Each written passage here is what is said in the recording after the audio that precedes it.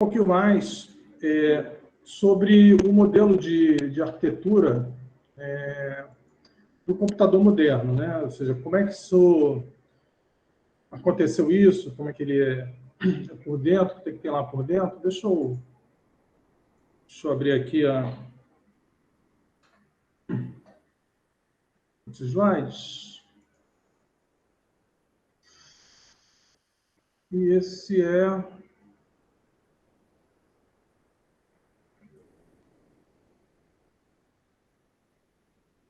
tá meio antigo esse aqui. Deixa eu só um instantinho, deixa eu dar uma acertada aqui no...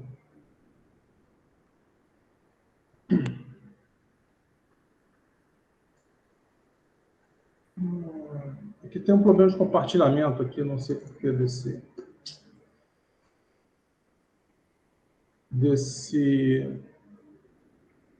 navegador.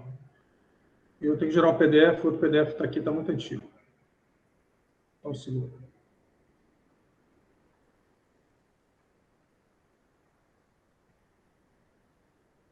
Ok.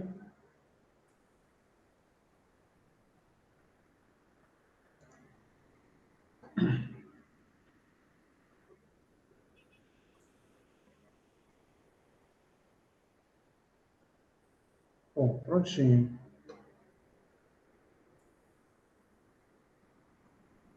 Deixa eu abrir aqui.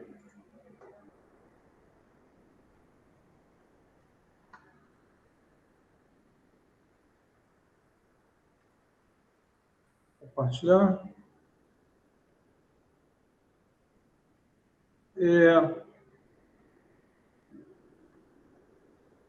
Acho que é esse aqui. Não, não é esse aqui. Por que abriu esse? Ai, ai, ai.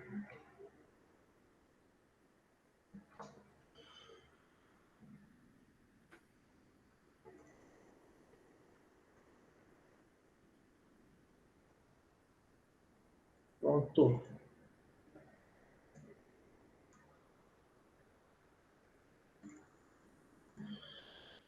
Bom, vamos ver se está aparecendo direitinho para vocês. Olha, perguntas são sempre bem-vindas, né? Você pode fazer no chat, não te aparece aqui para mim. Se eu estiver demorando muito para responder, vocês podem me dar um toque aqui no áudio mesmo. Bom, a gente vai falar sobre arquitetura básica. Antes de começar propriamente falar de como um computador se organiza, vamos conversar um pouquinho sobre como é feita essa geração de código, né, em linguagem de máquina. Ou seja, a gente escreve um código em linguagem de alto nível, C, C++, uma linguagem moderna, que nem Fortran, Pascal, COBOL, né, para aqueles que gostam de linguagens desafiantes. Java não entra aqui, tá? Não, realmente, nem JavaScript. São linguagens que têm outro tipo de abordagem. Mas, no caso dessas linguagens mais tradicionais, a gente escreve programa de alto nível, passa pelo compilador, vai gerar um programa em linguagem de montagem, que é uma coisa legível. Aliás, eu também só programo hoje em linguagem de montagem, porque é muito mais rápido, muito mais prático. Perder tempo com linguagem de alto nível é bobagem. Então, pego o código de montagem, que é um código legível, o montador vai transformar esse código num programa objeto em linguagem de máquina, zeros e uns. Evidente que o programa em linguagem de montagem e também o programa em linguagem de máquina são específicos para cada arquitetura. Então, a gente vai ver ali o Sapiens, né, o processadorzinho que a gente criou, ele é específico para para a arquitetura do Sapiens, tem uma linguagem de montagem própria e tem uma linguagem de máquina própria, né? Mas o programa objeto, do jeito que ele é gerado, em linguagem de máquina, ele ainda não consegue ser executado pelo processador, tá? Porque estão faltando algumas coisas ainda nesse código. O que seria isso? Mas, mestre, pegou alto nível, traduziu para linguagem de montagem, a gente adora. e depois mudou para a linguagem de máquina, o que mais precisa para fazer o programa conseguir ser executado, né? Então, se a gente for olhar aqui, a gente vai ver que, na verdade, os passos que estão faltando são o seguinte: o programa que foi gerado, linguagem de máquina, o objeto, ele não tem as bibliotecas. Quando você faz um printf, quando você chama uma rotina da linguagem, esquadrada, exponencial, sei lá, você não... esse código você não escreveu. Tá? Você chama uma biblioteca de multiplicação de matriz, você não está escrevendo esse código. Então, você vai ter que estar numa biblioteca. Tá? E aí, o ligador, ou linker, em inglês, ele vai pegar e vai juntar teu código objeto com as bibliotecas que você está chamando dentro do teu programa. Aí sim gera um programa executável. Só que esse programa executável é binário também. Está incorporado as bibliotecas estáticas que você está usando, né? E pode ser que ainda estejam faltando algumas bibliotecas. Ué, ainda faltando algumas bibliotecas? Sim. Por quê? Porque tem algumas bibliotecas que são dinâmicas, tá? Elas são compartilhadas em diversos programas de uma maneira de tentar economizar um pouquinho de memória. Então, ao invés de gerar um executável grandão, você gera um executável um pouquinho menor e ele vai fazer uso das bibliotecas dinâmicas quando ele for carregado da memória. Então, o loader, ao carregar, ainda dá a verificadinha se está faltando alguma biblioteca e, eventualmente, vai fazer a ligação do programa executável com essas bibliotecas na hora que ele joga esse programa na memória. E aí, quando o programa estiver na memória, ele pode ser executado pelo processador. Tá? Ou seja, esses partículas aqui que estão em azul, né, são programas, tá? São programinhos. O que está em, sei lá, bege, a cor é essa, laranja claro, são arquivos que estão em disco. Tá? E aí, aqui as bibliotecas também são arquivos que estão em discos, bibliotecas estáticas. E aí, o programa carregador joga na memória, então ele pode ser executado, então, finalmente, pelo processador. Tá? Isso é devido a uma historinha que aconteceu lá atrás, há muitos anos atrás. Havia um pesquisador, um cientista chamado von Neumann. Von Neumann gostava muito de computação, né? E aí ele propôs um modelo novo de arquitetura. Mas antes de eu avançar, eu queria perguntar se alguém tem alguma dúvida em relação a esse esqueminha aqui, se alguém não conhecia, a primeira vez que viu. Pô, legal, mestre. Já estou cansado de saber. Mas esse caminho é importante, tá? Que a gente entenda esse espaço quando a gente compila um programa, até o momento que ele é executado. Às vezes, a gente não vê esses espaços todos. Às vezes, é feito tudo assim, muito escondido, né, do usuário. O usuário só vê o compilador normalmente, mas lá dentro tem o montador, tem o ligador, depois que gerou o carregador e assim por diante. Tá bom? Posso ir? Muito fácil, né? Dou-lhe uma, dou-lhe duas, dou-lhe três. Bom, quem é von Neumann? Von Neumann é um cara, von Neumann alguns dirão, né? Von Neumann dirão outros, né? Qual a importância do von Neumann? O von Neumann, ele introduziu o conceito de computador controlado por programa armazenado. Lá no texto que está disponível, está explicadinho melhor essa história toda. Mas, basicamente, ele bolou o seguinte, olha, não tem sentido eu ficar fazendo um computador diferente para cada tipo de problema que eu quero resolver.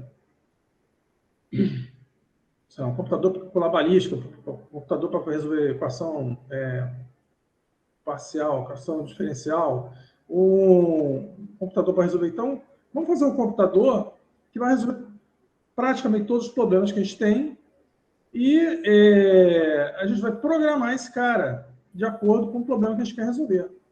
Então, ele propôs uma arquitetura genérica, é uma coisa tão simples, tá? Que não se havia pensado até aquele momento. Tá? E ele propôs um computador com 5 partes básicas, né? Se vocês lerem lá o draft dele, está explicado bonitinho isso.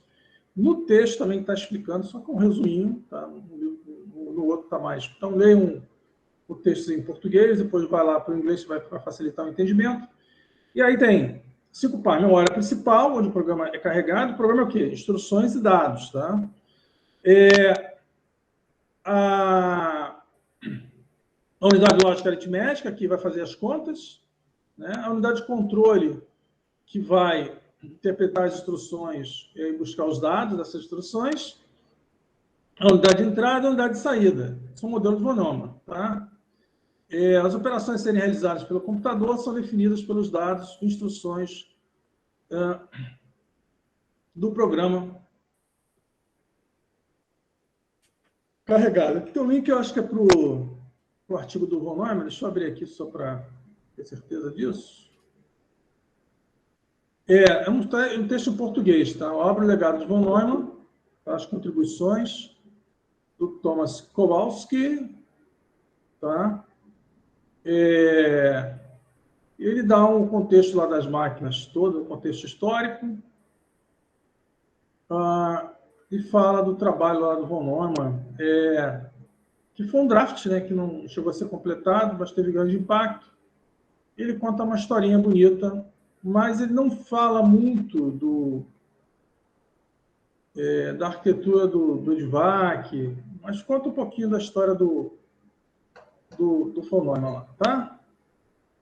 E vamos nós aqui adiante, tá? Mostrando para vocês, então, a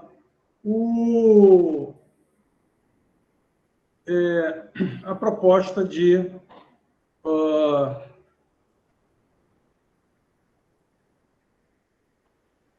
diagrama em blocos, tentando representar essa proposta. A unidade de entrada converte as coisas aqui do mundo externo, né?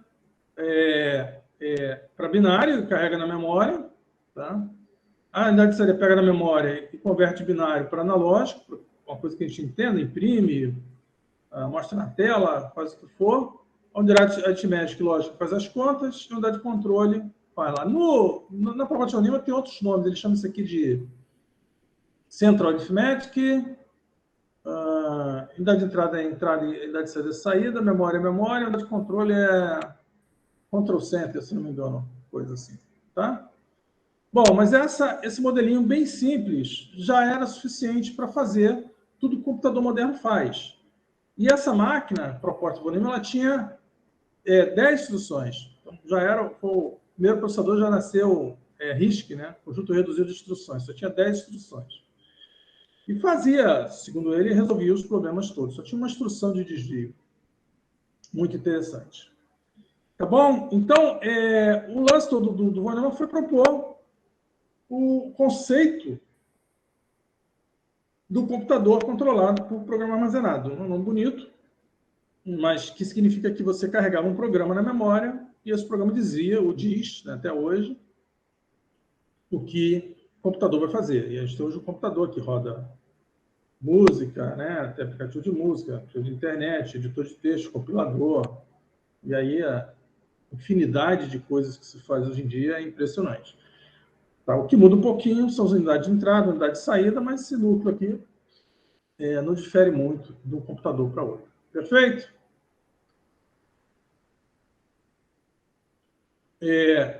Eventualmente, perguntas a qualquer momento, tá?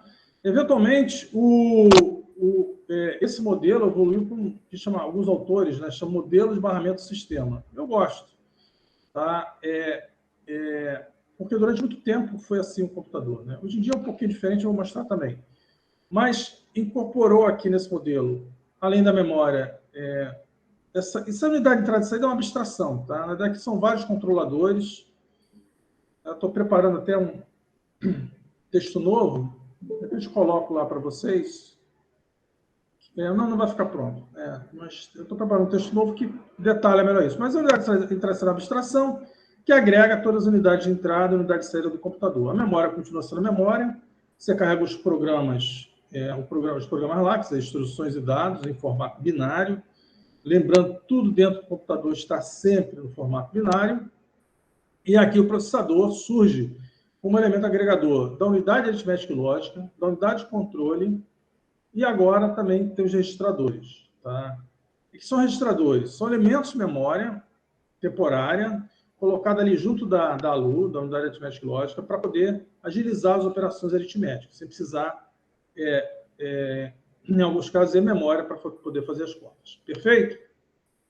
E aí, interligando esses elementos todos, um barramento de sistema, né, que é composto por um barramento de endereço, porque o acesso à memória é requisito de endereço, a gente vai ver isso mais tarde. O barramento de dados, circula os dados e instruções, apesar desse nome, circula instruções por ali também. E o barramento de controle, vai dizer que você está fazendo uma leitura, uma escrita, atender uma interrupção e assim por diante.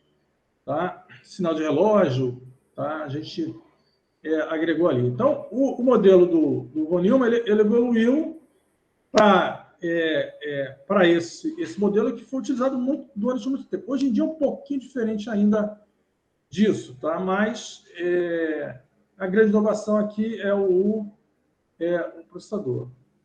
Tá? Modernamente, a gente evoluiu. Deixa eu ver se tem algum outro desenho aqui. Tem. Para essa arquitetura aqui, que vocês estão vendo, que tem hoje em dia nas placas-mães, dos servidores também, não só dos desktops, né? Que é, basicamente, que mais?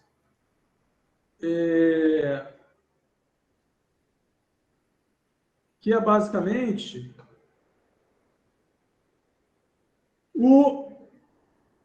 a ponte sul, a ponte norte e o processador lá. Tá? Então, antigamente era assim, quer dizer, né? Evoluiu e aquele barramento de cima passou a ser substituído por dois chips ali que fazem, né, o meio de campo, né, entre o processador e os demais elementos. A ponte norte fazia o meio de campo entre o processador e a memória e a placa gráfica, porque hoje em dia todo computador, né, tem interface gráfica, mesmo que ela não seja usada, ele já vem lá com a interface gráfica. E a ponte sul fazia interface com todos os outros periféricos, todos os outros, tipo barramento USB, barramento PCI Express, o áudio, os discos, né, a Ethernet, a interface para BIOS, que né, a memória não volátil que é utilizada para dar boot no teu computador. Tá? Que é outra historinha que a gente vai ver daqui a pouquinho. Eu tenho que trazer algumas coisas diferentes para você lá no texto. Eu vou tentar dar uma atualizada no texto. Tem coisas novas para trazer para vocês. Mas vamos lá. Eu esqueci de fazer isso, né? Bom, mas vou tentar trazer isso para vocês. Algumas atualizações. Bom, isso aqui não durou algum tempo assim, até que finalmente o computador, placa-mãe moderna, é assim, né? Na verdade, ela tem um processador que incorpora uma interface PCI Express ou o próprio controlador gráfico aqui dentro. O controlador de memória também está embutido no mesmo chip. Aqui dentro tem processador, ou vários processadores. Tem memória cache também aqui dentro. Então, isso aqui virou um mundo aqui dentro, né? A ponte norte sumiu. Tem uma interface barramento para ligar com esse chip aqui, que se chama ponte sul. E a ponte sul continua fazendo a mesma função de interface com o PCI Express, com a Ethernet, com o áudio, com os discos rígidos, com USB, o que mais? E com a BIOS também. Ok?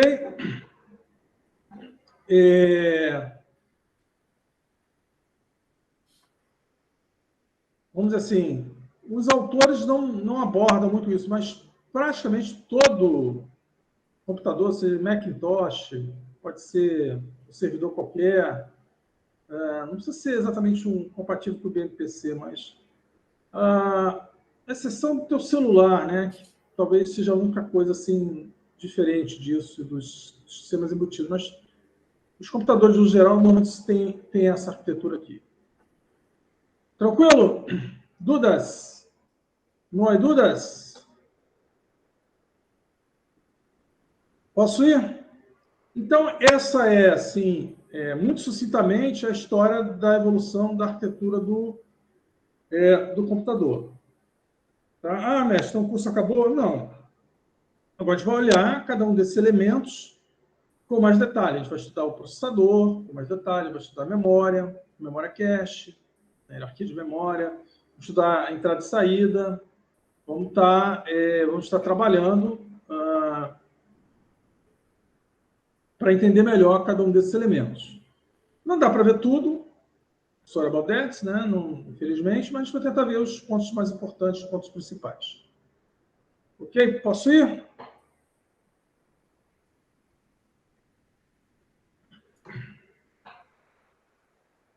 Beleza. Então, o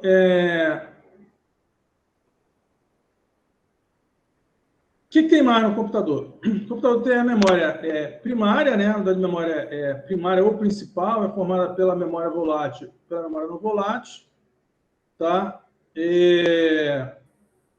Na verdade, o slide está um pouquinho desatualizado, tem um equívoco aqui, ele chama memória primária ou principal, que ela é composta pela memória volátil e pela memória não volátil. Tá? As informações executadas na memória volátil podem ser alteradas durante a execução do programa, são também usadas para armazenar os resultados intermediários finais das operações realizadas pelo processador. Tá? E a não volátil é usada para dar o boot na máquina. Né? Você liga, como eu falei, o processador só executa o que está na memória. Mas quando essa memória principal, essa memória primária, ela tem um problema de construção. A gente vai ver isso depois. Quando você desliga o computador, puf, desaparece. Não tem informação nenhuma lá. Então, você precisa de um lugar onde tem um programa armazenado que não vai embora, que não desaparece quando o computador é desligado. Essa memória no volátil, ela é responsável, então, por guardar esse programinha que o processador vai executar quando o computador é ligado. Tem que ter, por óbvio, né? Senão não funciona, senão seria que carregar o teu programa com chaves e lâmpada, né? Como fazia antigamente. Então, essa memória, ela é uma memória não volátil. Antigamente, ela era uma memória PROM, programada de fábrica. Depois, ela virou uma memória EPROM, que você podia programar, tirar do circuito, reprogramar e colocar de volta. E depois, ela virou uma memória flash. Quando ela virou uma memória flash, você pode agora reprogramar essa memória. Tá? Durante o tempo, você podia reprogramar toda a memória. Hoje em dia, você, na verdade, não reprograma toda ela, reprograma uma parte. Por quê? Porque se der galho quando você estiver reprogramando, teu computador não vai ficar indisponível, né? Ou seja, estragado. Então, você, quando um dia você vou atualizar a BIOS, você atualiza parte da BIOS. Uma parte dela você não consegue atualizar para evitar que ela se deteriore. Onde fica a BIOS? Vamos lá, eu vou mostrar uma... deixa eu ver se eu tenho aqui um slide, né? Estou pulando muita coisa, tá? Acho que eu tenho um slide aqui, não está aqui. Não tem problema. Vamos ao... a BIOS está aqui, tá? Ela fica aqui ligada na Ponte Sul. Deixa eu só pegar aqui um desenhozinho de motherboard para vocês. Tá?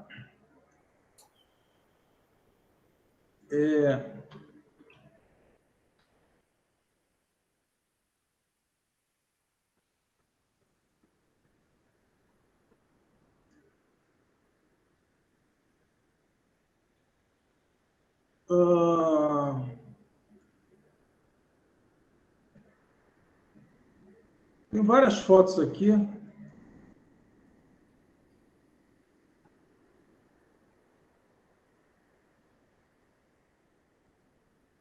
Vou tentar ver se eu identifico.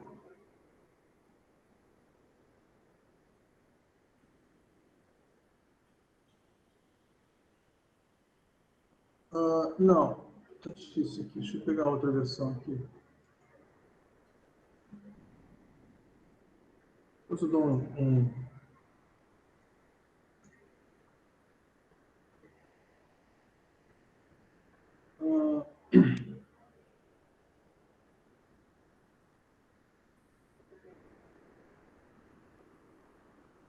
Preciso de desenho bonito. Posso dar zoom.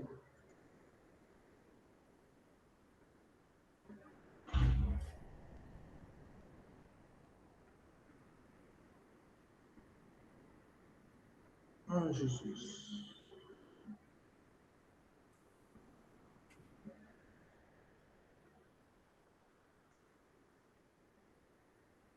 Deixa eu ver aqui.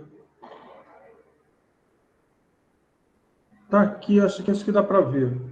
Tá?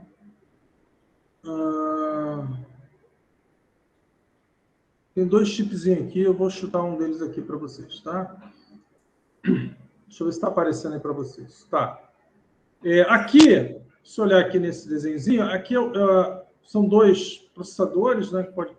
Não, desculpa, aqui é o socket processador, aqui são as memórias, tá? Memória não volátil. Aqui provavelmente é o controlador ponte sul. E aqui tem um chipzinho aqui no cantinho, tá? Na motherboard que fica aqui é a BIOS. Poderia também ser esse aqui em cima, mas não estou acreditando não, tá? Está muito afastado. Deve ser esse carinha que está mais perto aqui da ponte sul. É um quadradinho aqui. Tá? Outros desenhos, outras possibilidades, tá? Deixa eu ver se consigo dar um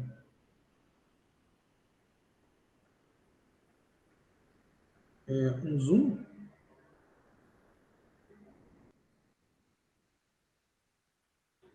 Não estou conseguindo fazer o zoom.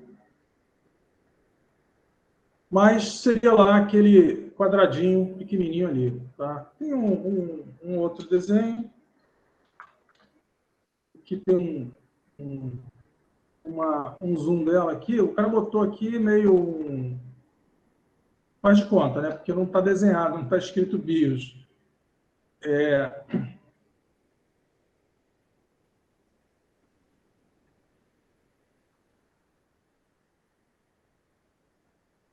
Não está escrito BIOS na... Putz. Deixa eu ver o que vocês estão vendo. Não está escrito BIOS lá, o cara está com o BIOS aí em cima, mas seria um chipzinho desse aqui, tá? Pequenininho. Pode ser assim também, dessa outra maneira aqui também, tá? Removível. Você pode programar hoje em dia, atualizar hoje em dia, basicamente baixando um programinha e a própria placa-mãe, a BIOS pode ser reprogramada na própria placa-mãe. Tá? Só que a gente compra apenas a ponte norte. Não, no processador, hoje em dia tem a ponte norte junto, tem o controlador de memória e o controlador de placa de vídeo também. Tá? Então, e lá tem dentro de memória cache e tem normalmente 2, 4 processadores embutidos no mesmo chip que compartilham essa cache lá dentro. Tá? Então, não é que o processador é só a ponte norte, a ponte norte está dentro do processador também.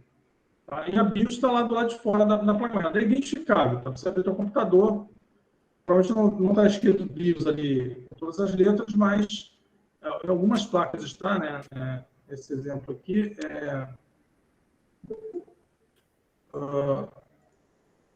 esse exemplo aqui, por exemplo, está escrito BIOS, né? Mas nem sempre tem algo escrito lá, tá bom? Então, o que é essa BIOS? Na verdade, hoje em dia não é BIOS, é Wi-Fi, né? Mas a gente vai contar essa história depois. Ela tem um programa inicial, ela vai fazer o POST, que é o Power Self-Test, verificar se está tudo direitinho, e vai buscar o sistema operacional no disco. Tá? Na verdade, isso é feito também em várias etapas. Eu vou depois falar isso com vocês, mas vamos continuar aqui um pouquinho. Ok? Então, hoje em dia, então, o processador é dessa maneirinha que a gente já viu. E depois, a memória primária é dividida nessas duas partes, memória volátil e não volátil. E a não volátil você com BIOS ou Wi-Fi, computadores baseados em MPC. Lembrando que no Macintosh, por exemplo, não tem BIOS, tem Wi-Fi, ele tem uma outra... Mas tem memória não volátil. Tá? A unidade de entrada e saída é um conjunto de dispositivos de entrada e saída, que a informação aqui é convertida para o formato binário, né, de e para o formato binário, porque exemplos positivos aqui é disco rígido, teclado, terminal, vídeo, mouse, etc. O disco é um dispositivo de entrada e saída também, porque a informação lá está gravada na forma magnética, você tem que transformar isso em zeros e uns em impulsos elétricos, né? Mas a ideia toda do computador é o seguinte: tudo que está dentro do computador está no formato binário. Não tem musiquinha, não tem vídeo, não tem nada que não seja no formato binário. Não tem letrinha, só tem zeros e uns, nível elétrico. Tem uma tensão que representa o nível 1, uma tensão que representa o nível 0. Tá? Depende aí muito da tecnologia, 2.8, 3.3, 5, o nível 1, e o nível baixo, 0, 0.4, 0.8, depende da tecnologia. Então, é importante entender isso. A função da unidade de saída é o quê? Converter do mundo analógico para o binário, do binário para o mundo analógico. Tá? Pode ser do computador binário e continuar binário? Sim. Você pode jogar numa internet, pode jogar numa internet, e a coisa vai no formato binário, embora muitas das vezes com outro tipo de codificação. Mas, primariamente, né, a função da entrada e saída é converter D para o formato binário. Ok?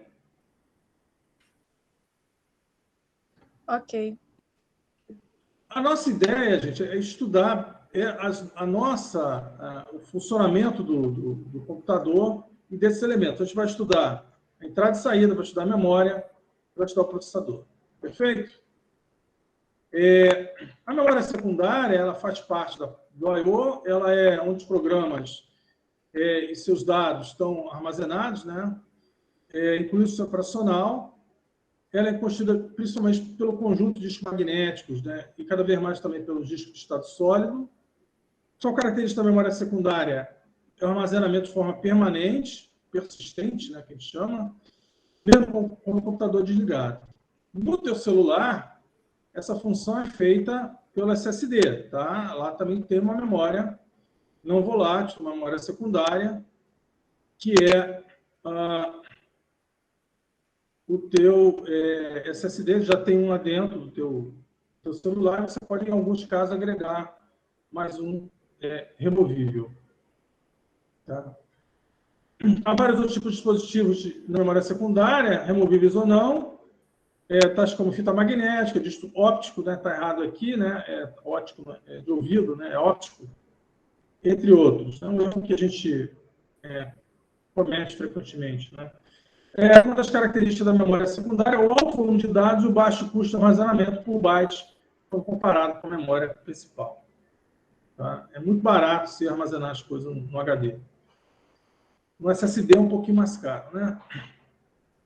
Bom, isto posto, os elementos, os componentes principais do computador foram mostrados, a ideia agora é a gente perseguir um por um cada um desses, né? E tentar apresentar isso para vocês. Repito, lá no texto tem mais detalhes. A nossa aula hoje é uma aula assim de overview, né? É uma visão. Se vocês quiserem também fazer uma leitura antecipada, fazer questões, sem problema nenhum. Eu tenho esses slides, se não tiver, a gente sempre dá uma busca rápida na internet e resolve qualquer dúvida, né? Bom. Ô, professor, desculpa interromper.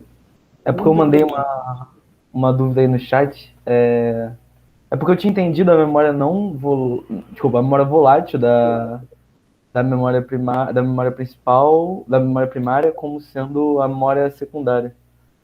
Aí não, eu fiquei. A memória primária ou principal, vamos lá, Ronald, ela é ela é composta por duas partes, uma parte volátil e uma parte não volátil. A BIOS está ligada lá embaixo,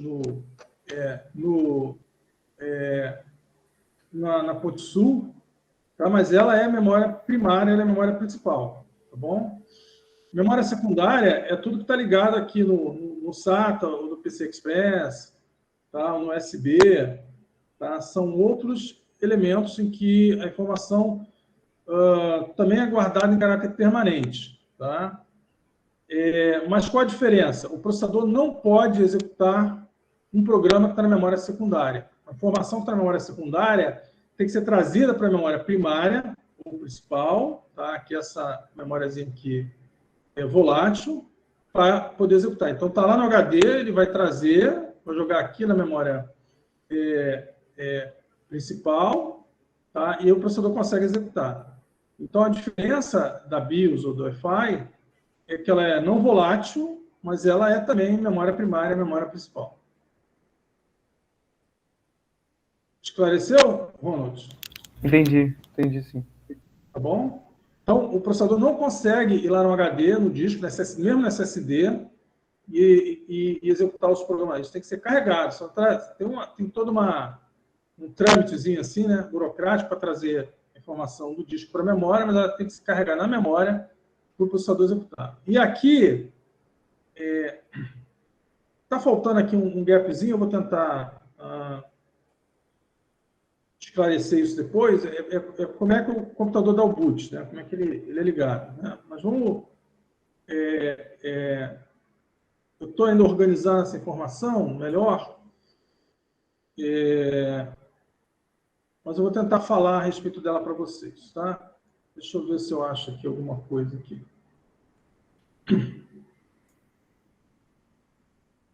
Professor, Sim. essa questão de o senhor falar sobre a BIOS ser programável, agora pode alterar ela, né, direto da placa-mãe, tem a ver com a versão de ser Legacy ou UFI, sei lá.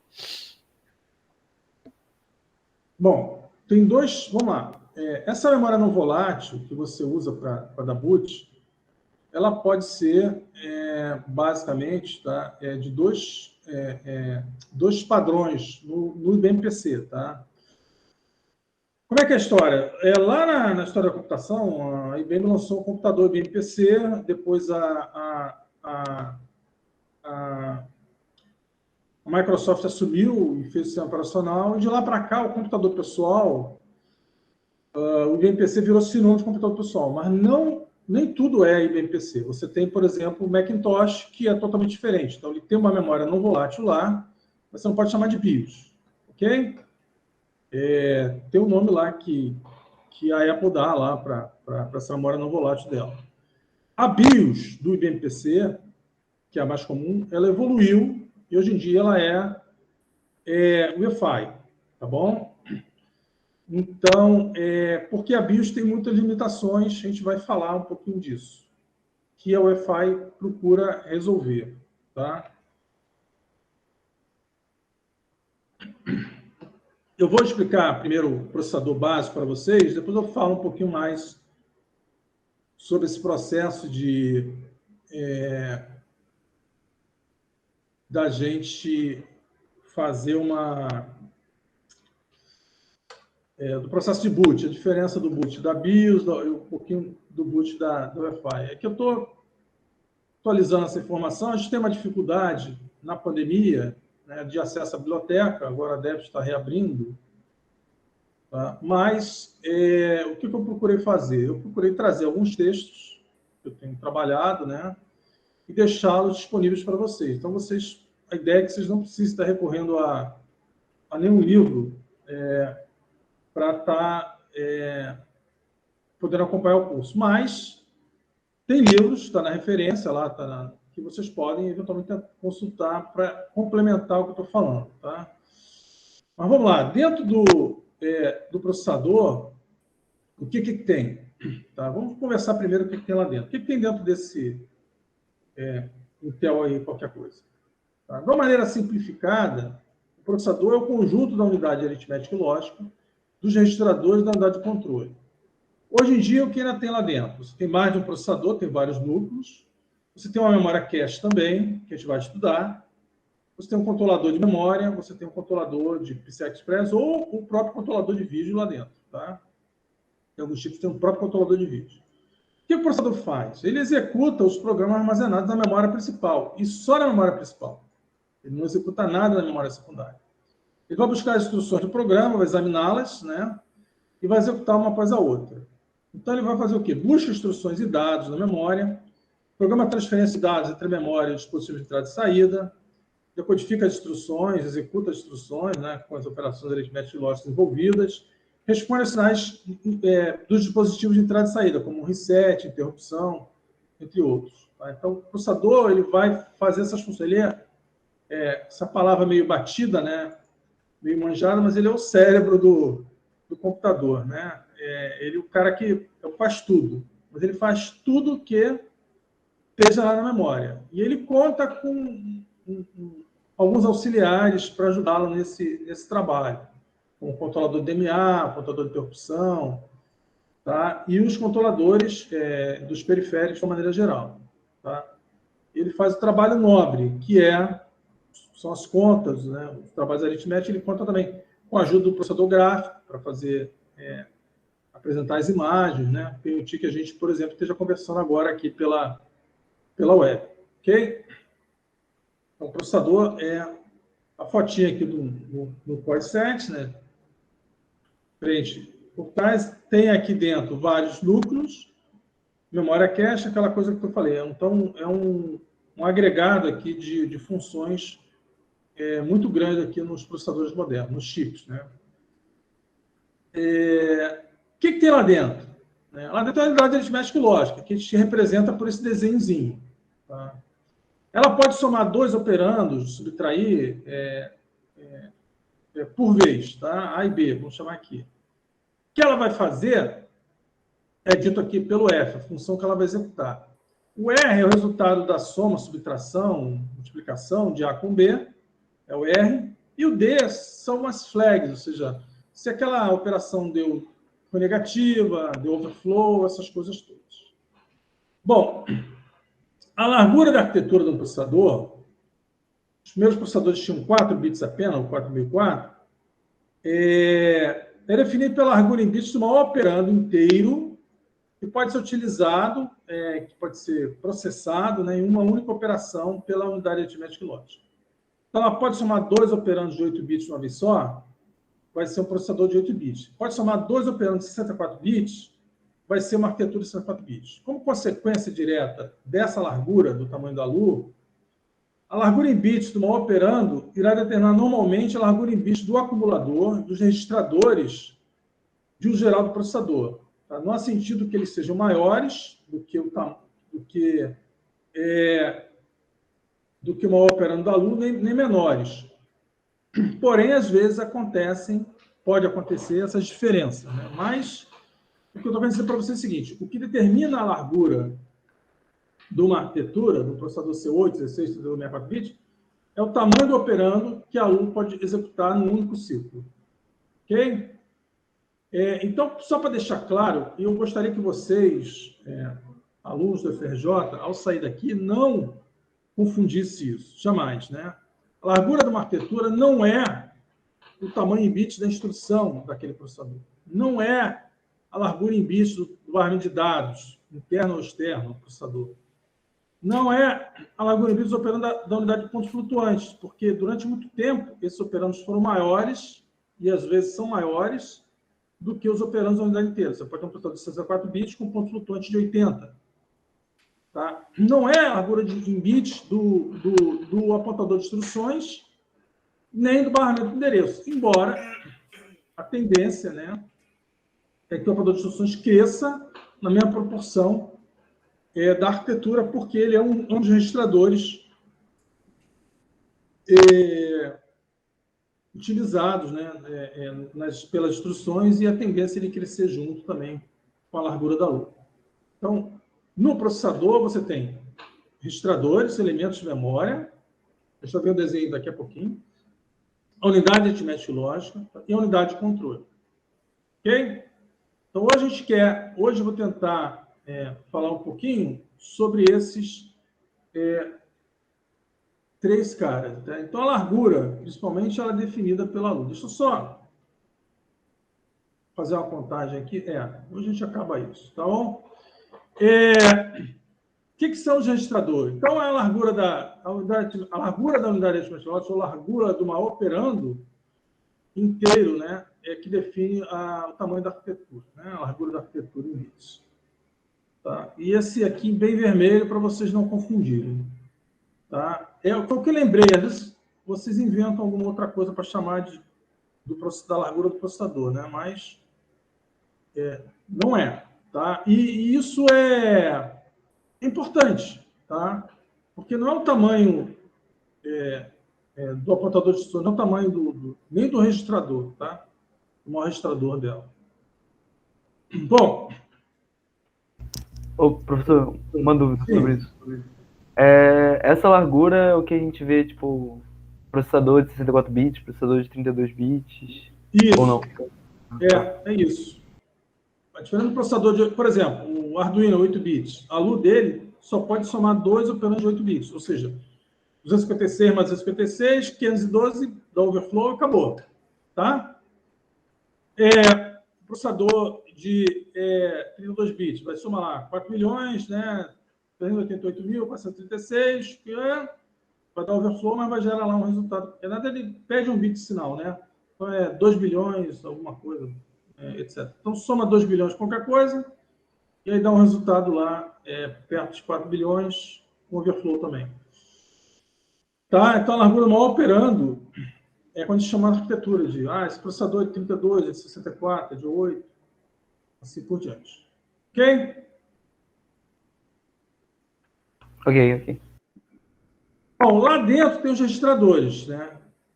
O que são os registradores? A gente vai esticar um pouquinho até uns 11h30, mais ou menos, hoje, tá? Não tem jeito, porque começou um pouquinho tarde e eu preciso falar isso tudo para vocês hoje. O processador contém elementos de memória de pequena capacidade, mas de alta velocidade, usados para armazenar resultados temporários, chamados de registradores, né?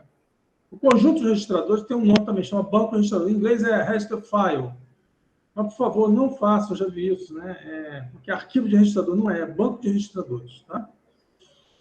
Os registradores são referenciados explicitamente nas operações, nas instruções, tá? Aritmética de lógica e transferência de dados. Tem um registrador que é invisível ao programador, ele chama RI, registrador de instrução, que armazena a instrução que está sendo executada. E também tem um outro registrador chamado apontador de instruções, cuja abreviatura é PC, que o nome antigamente é Program Counter, né? Mas apontador de programa não é um nome moderno, adequado. O apontador de instruções contém o endereço da próxima instrução que vai ser executada. Tá? Por que sempre da próxima? Porque assim que ele busca uma instrução, ele é incrementado para apontar para o seu operando ou para a próxima instrução. Então, aqui, de uma maneira geral, o banco de registradores está ligado à ALU, tá certo? Os operandos são lidos do banco de registradores, a conta é feita, o resultado é escrito de volta no banco de registradores. Esse banco de registradores pode ter 16, 32, 64 registradores, depende da arquitetura. Tá? E aqui está vendo um banco de registradores com várias portas, que você pode ler 2 registradores diferentes ao mesmo tempo e escrever em um terceiro também ao mesmo tempo. Tá bom? A operação que a ALU vai ser definida, vai ser realizada, ela é definida por um conjunto de bits que está na instrução. Tá? Assim como o registrador que vai ser escrito, o registrador que vai ser lido, também está definido na instrução. A instrução é um conjunto de bits, tá? Que praticamente no processador RISC moderno, ele vai direto na unidade funcional, direto no banco de registradores, determinar os operandos e a função que vai ser realizada por aquela instrução. Tá? E quem controla isso tudo? A unidade de controle. Ela é responsável pela coordenação da atividade de todos os componentes do processador. Ela busca instruções na memória e coloca no registrador de instruções. A unidade de controle também faz a decodificação da instrução que está no RI, determinando o tipo de operação que vai ser feita pela unidade aritmética e lógica, quantos são os operandos de leitura, quais são os operandos de escrito, se houver, de destino, se houver, lê os operandos também necessários para executar a instrução e coloca na entrada da LU. A unidade de controle também lê o resultado da LU e coloca no destino correto, quer seja no banco de registradores ou a própria memória. Tá? A unidade de controle, ela pode ser feita basicamente de duas maneiras. Então, vamos lá. Devagarinho, né? O que a gente viu? A gente tem o computador, tem, né, processador, memória, entrada e saída. A gente passou rapidamente falando da evolução desse modelo. Falou um pouquinho da memória, falou um pouquinho da BIOS, um pouquinho do I/O, um pouquinho do secundário. E estamos conversando sobre o processador. O processador tem unidade aritmética e lógica, unidade registrador e unidade de controle. Unidade aritmética e lógica é uma unidade funcional, uma unidade combinacional. Ela pode somar, subtrair, multiplicar, são circuitos lógicos, que vocês viram em circuitos lógicos. Tá? Não tem nada mais ali de diferente do que isso. Tá? São circuitos combinacionais puros. Tá? A largura do mal operando da LU define o tipo, o tamanho da arquitetura, né, em bits.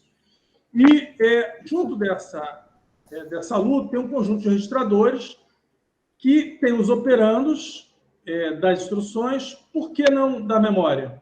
Porque demora muito na memória, mesmo na memória cache, e aí então você coloca os dados mais imediatos, mais importantes, vamos dizer assim, você coloca nos registradores.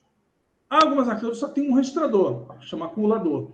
Outros têm 8, outros têm 16, outros têm 32. E a largura também varia. Tá?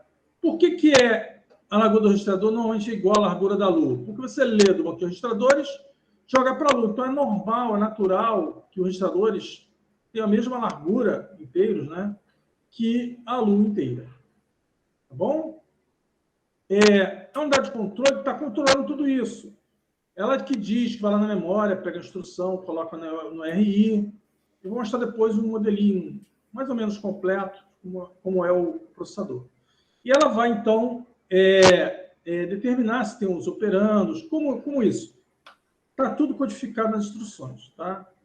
E ela vai interpretar essa instrução e vai fazer todos os passos, todos os procedimentos necessários para que ela seja executada.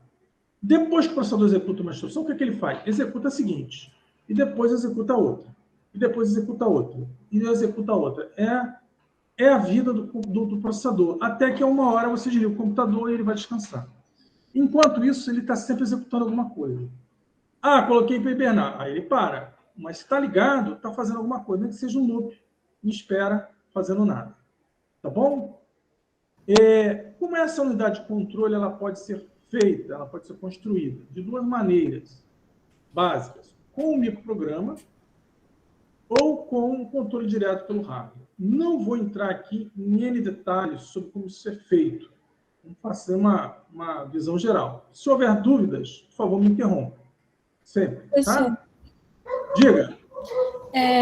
Porque a minha dúvida, na verdade, é lá na unidade de aritmética e lógica, que você falou que o tamanho do processador, da arquitetura, 16, 32 bits, é de acordo com o tamanho do maior operando. Mas eu queria saber o que implica, assim, diretamente na prática, sabe? Na prática, o que implica é o seguinte, se você comprou um Arduino, né, e você quer que esse Arduino faça coisas mirabolantes para você, ele não vai fazer. Por quê? Porque ele é um processador muito lento, tá? E porque a unidade aritmética dele é de 8 bits apenas, então você quer fazer alguma conta relevante, tipo... ele vai levar 4 ciclos para fazer essa conta. Se eu tenho um processador para fazer se for um operando de 32 bits, se eu tenho um processador de 32 bits, ele faz isso num ciclo só.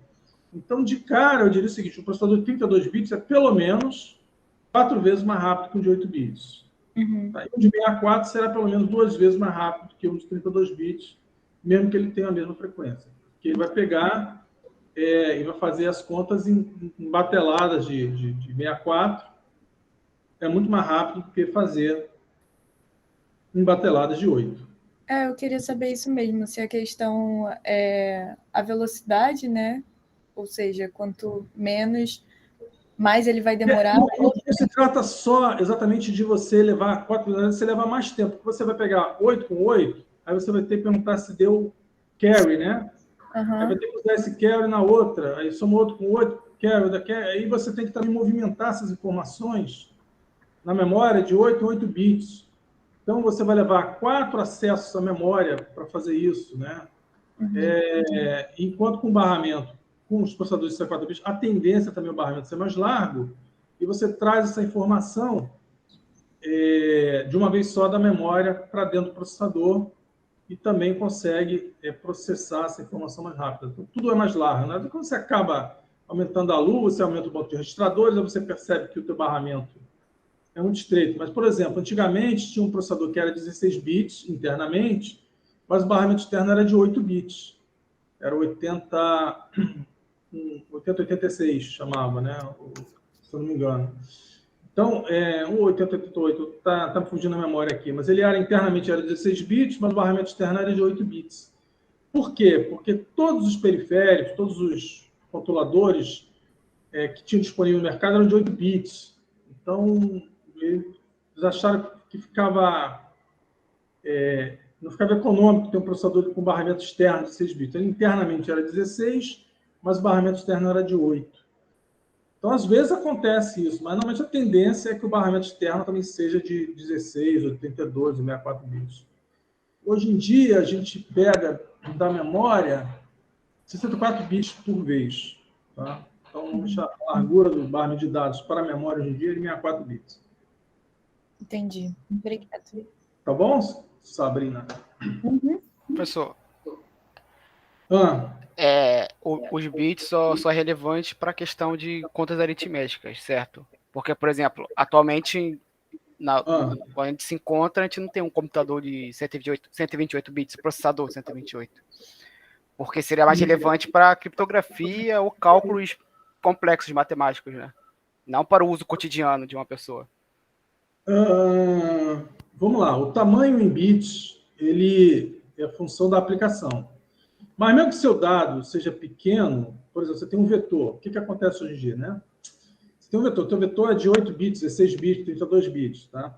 Não preciso de tanta resolução para uma... O que eu faço? Eu leio 64 bits uma vez, eu faço as duas contas com 2 elementos do vetor ao mesmo tempo. Tem instrução para fazer isso, tá? Então, ao invés de eu somar um elemento com elemento, eu já somo 2 elementos, tudo de uma vez só. Tá? A sua precisão é pequena, mas é agilizado pela largura do registrador. Eu posso fazer a operação com 2 elementos do vetor ao mesmo tempo, em vez de fazer com um só. Tá? É por isso que as placas de vídeo possuem mais de 64 bits, né? Tem 128, 256. Exatamente, tá? Porque eles vão trazendo os pixels, né? E vão trabalhando com vários deles ao mesmo tempo. Tá? E se o cara só tem 8 bits, ele consegue trabalhar com valores maiores, só que ele vai ter que fazer isso em várias vezes, tá? Então ele fica muito mais lento. Aí a memória também várias vezes, então fica muito mais complicado. Mas chega lá. Tá? O cara de 8 bits, o cara de 4 bits chega lá, mas vai demorar. Só isso, não tenha pressa. Só isso.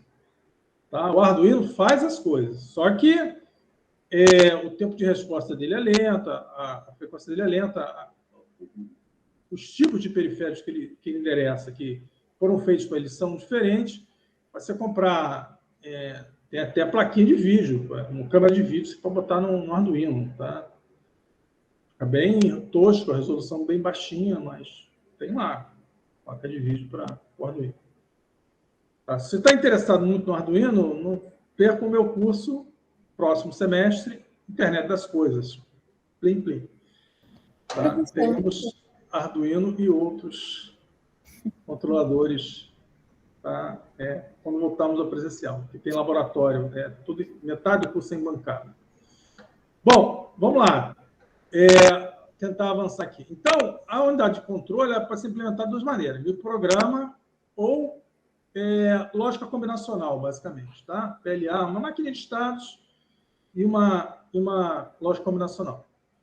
Unidade de controle microprogramada são características da arquitetura CISC, que a gente vai estudar isso melhor daqui a pouquinho, tá? Talvez na próxima aula. E a de controle direto pelo hardware é chamada de arquitetura RISC. Tá? Normalmente usada para arquitetura RISC. A gente vai ver também na frente lá qual a diferença desse CISC para esse RISC. Tá? Mas a unidade microprogramada basicamente é a seguinte: você tem aqui o registrador de instruções, tá? Com a instrução que você está executando, passa no decodificador de instruções, passa no gerador de endereço inicial e de desvio, se for uma instrução de desvio, né? E gera uma coisa chamada um apontador de microinstruções. Tá? A partir da consulta do código de condição que for resultado da instrução anterior e cadenciado pelo relógio processador, esse apontador de instruções começa a executar um microprograma, está numa memória não volátil dentro do processador. Isso é uma coisa assim, meio difícil de entender. Não é a BIOS, é uma memória de microprograma dentro do processador. Tá? Que gera o quê? Uma palavra de controle. Essa palavra de controle são sinais, zeros e uns, que vão, por exemplo, dizer qual a função que a ALU vai fazer, que vai acionar o armazenamento de uma informação no registrador, que vai controlar um multiplexador para dizer se a informação vai ser lida de um lado ou do outro lado, enfim, que vai controlar os diversos componentes que tem dentro do teu processador. Lá dentro do processador, lembra lá de circuit logic? Tem registrador, tem multiplexador, tem decodificador, tem circuitos combinacionais, tá? Fazendo funções diversas. Então, essa aqui seria o diagramazinho da unidade programada. Se você olhar a unidade de controle de hardware, é um pouquinho diferente. No hardware, você tem um registrador de instruções, passa ali pelo decodificador e vai direto para essa loja de controle PLA, que também faz uso do código de condição e do relógio para gerar a palavra de controle, mas não tem microprograma, ou seja, não é algo que é feito passo a passo. Ali nesse microprograma é como se cada instrução gerasse um pequeno programa chamado microprograma para definir quais palavras de controle são necessárias para executar aquela instrução. Já na arquitetura RISC, que é mais simples, que é CISC, isso não precisa desse microprograma. A palavra de controle sai direto da lógica combinacional para controlar o funcionamento do processador. Então, é mais rápido, né? É mais leve, é menor. De certa maneira, podemos dizer que é melhor. Tá?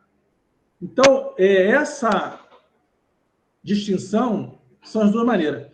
Olha, tem N estudos sobre unidade de controle do programa, N estudos sobre unidade de controle. Não vou entrar em detalhes para vocês, tá? Porque perderia muito tempo e vamos deixar de ver coisas lá na frente que são mais importantes. Mas é importante você saber assim, tem esses dois tipos que são diferentes. No livro texto tem mais detalhes também, explicando, está lá explicadinho direitinho sobre essas dois tipos de organização. Tá bom? Deu para entender? Leonardo, pela manhã essa matéria, não entendi sua pergunta, Leonardo. Tá? Ele está falando, acho que de IoT, professor, quando você estava falando de internet. IoT, não, o horário dela não sei, normalmente é de tarde, porque eu dou a aula de vocês de manhã e de tarde eu ofereço IoT no semestre que vem para vocês. Então, depende, se o presencial deve ser às 13 horas, tá? Da tarde. E lá vamos aos laboratórios lá do LSD, né? Um laboratório que é um barato.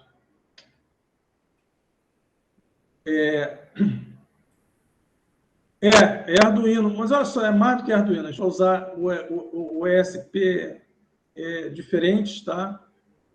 O ESP8266, e vamos usar outros controladores ESP32, e vamos fazer uns projetinhos bacanas, tá?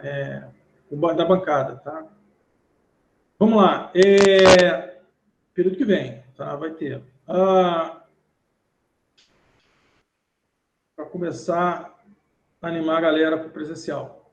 Bom, além disso, eu vou precisar de mais 15 minutinhos, mas o processador, a arquitetura do processador pode ser feita, além do tipo da unidade de controle, ela tem maneiras filosóficas, né, dela ser construída, vamos dizer assim. Ela pode ser uma arquitetura de pilha, ela pode ser uma arquitetura acumulador, pode ser uma arquitetura de registrador-memória, memória-memória, ou registrador-registrador, ou load store. que é isso? Imagina que tem uma instrução, C igual a A mais B. Ah, moleza, mestre. Isso aí, C igual a mais B, né? A igual a 2, B igual a 3, C igual a 5. Isso pode ser feito de diversas maneiras. Numa máquina de pilha, o que você faz? Você vai na memória, pega lá o operando A, a variável A, né, o valor dela, e coloca na pilha, faz um push. Você pega a variável B, coloca na pilha, faz um outro push. Tá? E depois você faz a operação de soma. Mas olha só, se olhar ali, está AD. Não está dizendo AD o quê com o quê. Na máquina de pilha, quando você tem uma operação aritmética ou lógica, ela é sempre feita com os dois elementos que estão no topo da pilha. Tá? Às vezes um, mas normalmente dois. Pode ser se for um NOT, né? Uma negação será só o primeiro. Mas uma soma serão os dois elementos. E o resultado será colocado também no topo da pilha. Então, na arquitetura de pilha, você não precisa dizer quais são os operandos, porque implicitamente os operandos estão na pilha. E depois você pega o resultado que está no topo da pilha, que é a instrução de pop, e coloca na memória da variável C. Então, C igual a mais B, na arquitetura de pilha, gasta 4 instruções. Tá? Aí, alguém inventou a arquitetura de acumulador, que tem um registrador chamado acumulador, onde toda operação é feita com esse registrador. Não é a pilha, tá? Então, ele vai fazer load A, pega o acumulador, a variável A, desculpe, que está na memória, e coloca no acumulador. Então, load A faz isso. Mas cadê o acumulador? Não tem, porque toda operação implicitamente usa o acumulador. Um único registrador, tá? Tem o A de B, vai fazer o quê? Vai somar a variável B com o conteúdo do acumulador e colocar o resultado no acumulador. E o store C faz o quê? Pega o acumulador e carrega na memória, coloca no endereço correspondente à variável C. Então, a arquitetura de pilha, os operandos são implícitos e no topo da pilha. Na arquitetura acumulador, os operandos são implícitos, tá? Também, mas só tem um operando implícito, que é o acumulador. É o registrador lá. O Sapiens é uma arquitetura acumulador. Tá bom? Então, todas as operações são feitas com esse registrador acumulador. Por que é assim? Na arquitetura acumulador é assim porque antigamente é o que dava para fazer. Não dá para colocar muito registrador dentro do processador. Tá bom? Mas, e a arquitetura de pilha? Vamos deixar ela ali no cantinho. Depois a gente fala dela. E a arquitetura de registrador memória? Tá? Ela é uma arquitetura em que tem vários registradores, não tem mais apenas o acumulador. Então, quando você faz um load, tem que dizer em qual registrador você quer colocar a variável A. Então, por exemplo, load, carrega o A em R1, tá? E depois você pode fazer uma soma direta de B com o conteúdo do registrador 1 e colocar o resultado de volta no registrador 1, tá bom? Depois você pode pegar o registrador 1 e armazenar na memória no variável C. Então, numa arquitetura registrador-memória, você vai gastar também 3 instruções, só que você tem que explicitar o endereço. Qual o problema agora que acontece? Você tem mais registradores, você pode guardar mais variáveis ao mesmo tempo no registrador. Então, isso é mais rápido do que se toda hora a memória. Porém, contudo, todavia, entretanto, a sua instrução ela tem que ser maior, ela tem que ser mais larga. Porque no opcode você tem que indicar qual registrador que você quer operar. E na arquitetura acumulador, toda operação implicitamente é com um acumulador. Você não precisa dizer isso para o processador. Tá? Então, a instrução desse registrador de memória é um pouquinho mais larga, maior a instrução, tá? Do que independente do tamanho da arquitetura, se é 8, 16, 32 bits, a instrução do registrador de memória será um pouquinho maior do que a instrução do acumulador. Porém, costuma ser mais eficiente porque você costuma conseguir guardar mais variáveis em registrador do que na arquitetura acumulador. A arquitetura memória-memória é uma arquitetura que ela pode somar os 3 operandos de memória. Ela pega o operando A, a variável da memória, carrega um registrador temporário que você não está vendo, pega o B, que você também carrega um registrador temporário que você não vê, soma os dois, pega o resultado e guarda na memória direto com direto a variável C. E só gasta uma instrução para fazer isso. Tá bom?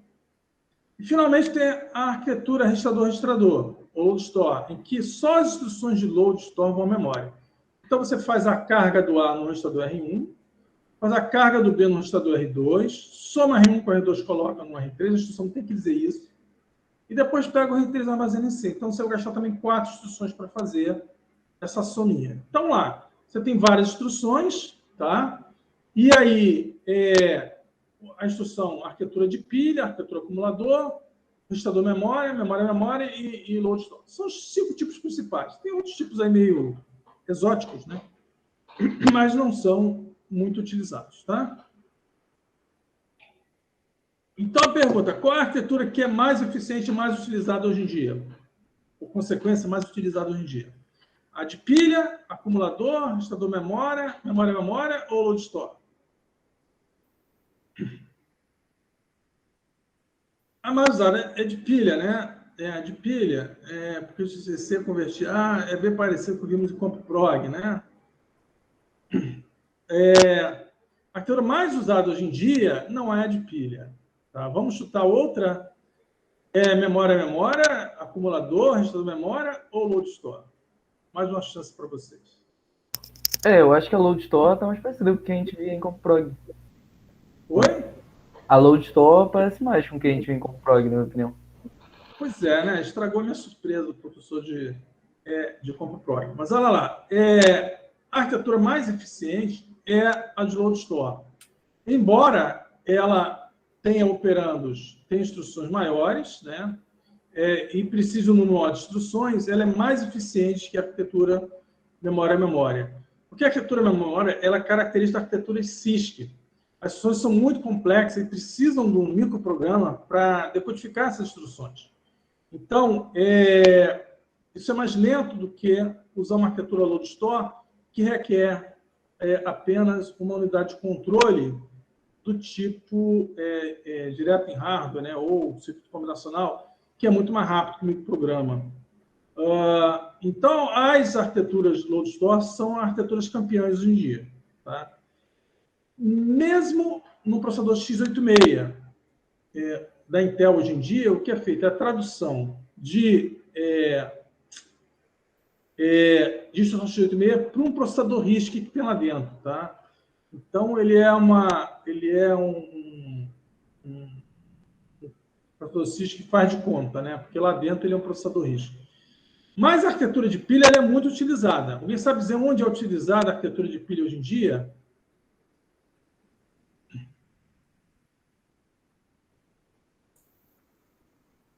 Que processador tem uma arquitetura de pilha e é muito utilizado hoje em dia?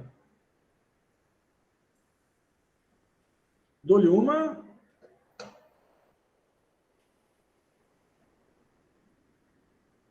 No celular? Não, não é no celular. Tá? É no celular também, mas não no processador do celular. Tá? A máquina de pilha é utilizada na máquina virtual Java. Tá? A máquina virtual Java, como é que é o código objeto dela? Chama bytecode, porque só tem 8 bits. Só tem 8 bits por quê? Porque os operandos estão na pilha. E por que ele usa uma pilha? Porque ele quer códigos compactos, porque o código precisa ser enviado pela internet. Então, a máquina virtual Java não pode ser uma arquitetura load store, cujas instruções são muito grandes. Então, um programa numa arquitetura load store seria 4 vezes maior, mais ou menos, né, do que uma instrução, do que um programa em bytecode. Tá? Então, a arquitetura de pilha ela é utilizada na máquina virtual. A máquina virtual é uma arquitetura de pilha. Então, ela é muito utilizada. O Java gera bytecode, esse bytecode pode ser executado em qualquer máquina e mandado pela internet, executado na máquina remota. Tá? Há outras máquinas virtuais que também utilizam arquitetura de pilha, por essa característica do código, né, final ser bem compacto, ser bem reduzido. Tá bom? Então, a máquina de pilha é utilizada. Onde é que é utilizada a arquitetura acumulador? No Sapiens, claro, né? Que é o processador que a gente vai usar no nosso curso para mostrar o funcionamento do processador. Tá bom? queria acabar hoje, mas vai ficar muito, muito corrido, né? Para contar o resto da história. Eu vou aproveitar, na aula que vem, eu vou contar a história também de como é que a gente liga como é que a gente liga o computador. Tá? Eu vou preparar aqui uns slides rapidinho, né? E vou apresentar para você. Tá? Acho que o Lula também é de pilha, o processadorzinho dele lá. Bom, então, só para resumir aqui, tem o slide seguinte, né? As arquiteturas estão resumidas, né? No acumulador, o acumulador é usado como operando implícito a maioria das vezes, tá? O operando pode estar no acumulador ou na memória. A pilha não tem nenhum operando, os operandos são implícitos no topo da pilha, tá? E na arquitetura acumulador, o operando implícito é o acumulador, tá? E pode ter um dos operandos em memória, tá bom? Na arquitetura de pilha, os operandos estão todos na pilha, então, na verdade, o topo da pilha fica dentro do processador para agilizar as contas, né? E o resto da pilha se estende na memória. E a arquitetura load store tem 3 operandos, todos eles estão no registrador, e o load store com as instruções que fazem acesso à memória. O load para carregar uma variável, o store para armazenar. Na arquitetura registrador-memória pode ter 2 operandos sendo uma memória. Na arquitetura memória pode ter 3 operandos, sendo que todos podem estar em memória. Não tem que estar, mas podem estar na memória. Tá? Então, é um resuminho aqui só para a turma do slide, né? E aqui, só para acabar, em 2 minutos, aqui, uma arquitetura de acumulador, tá? A operação seria, carrega no acumulador a variável A, soma com a variável B, coloca o resultado no acumulador, pega o acumulador e armazena na variável C. Tá? Aqui tem uns LETs, que são registradores temporários, que a gente não vê, tá? E os dados são trazidos da memória para o acumulador e o resultado também carregado, jogado do acumulador para a memória. Isso assim é o Sapiens.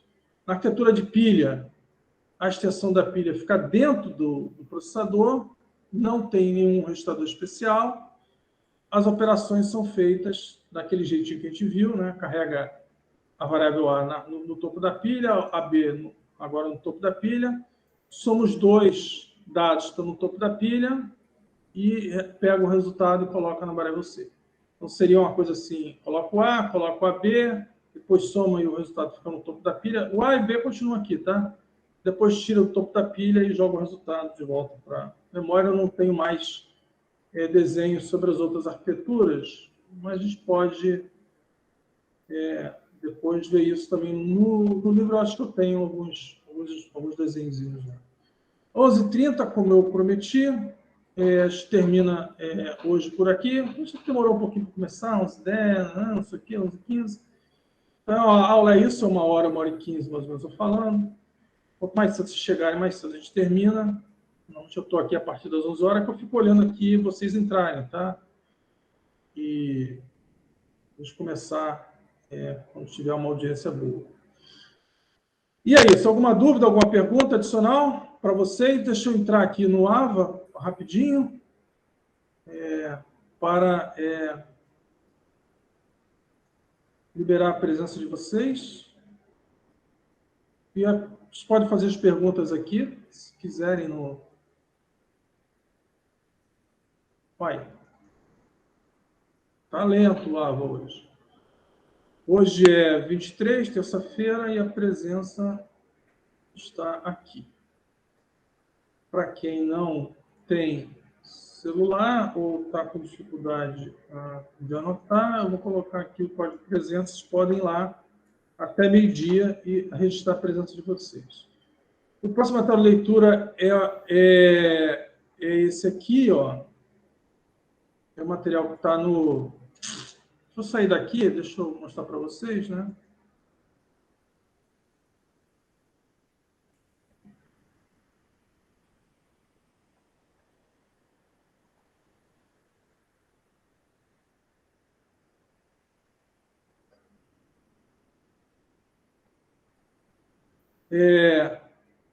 Eu tenho um materialzinho aqui, meu, e tenho um material do Salek, que eu coloquei aqui disponível, que eu já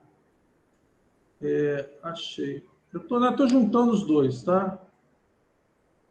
O Salek já... Todo mundo anotou aqui o opcode? Então, o material, só para vocês verem aqui, o material é esse aqui, tá? Tem aqui o... tem as viagens de Gulliver, tá? Isso aqui a gente vai falar na aula que vem. O que tem o Gulliver a ver com computação? E aqui tem a arquitetura básica, né? O textozinho que eu vou dar uma atualizada nesse texto. Eu tenho um material mais atualizado, vocês só esperem que eu vou trocar isso aqui depois da aula, tá? Seria esse material daqui, ó, tá tudo lá, olha lá. Eu vou dar uma atualizada, que eu tenho uma coisinha... Aqui explica melhor as arquiteturas todas, né? E a gente vai falar de modos de endereçamento na próxima aula, ordenação de bytes na memória, RISC e CISC, e aí termina. E esse material também tem um material do Salek, ele também fala disso a parte toda, que seria a parte introdutória também essa parte aqui, na verdade o material que eu peguei é parecido. Isso aqui foi eu coloquei, tá? O material dele está faltando desenho, eu coloquei os desenhos aqui no lugar que está faltando, tá? Como executa o programa, tem mais detalhes aqui também, tá? Tipo de categoria de instruções, né? Etc. Alguns desenhos não tem, tá? Felizmente, o material que tinha dele, ele não tinha feito nos desenhos. Já faleceu, tá? Fala um pouquinho de RISC e CISC também. Fala da LU, da soma. Tem uns dados aqui interessantes. Aqui também foi eu que coloquei, tá? Tá faltando aqui. Se quiser ler, está disponível também esse material. Ok? Deixa eu só encerrar aqui. Não ficar muito grande a gravação.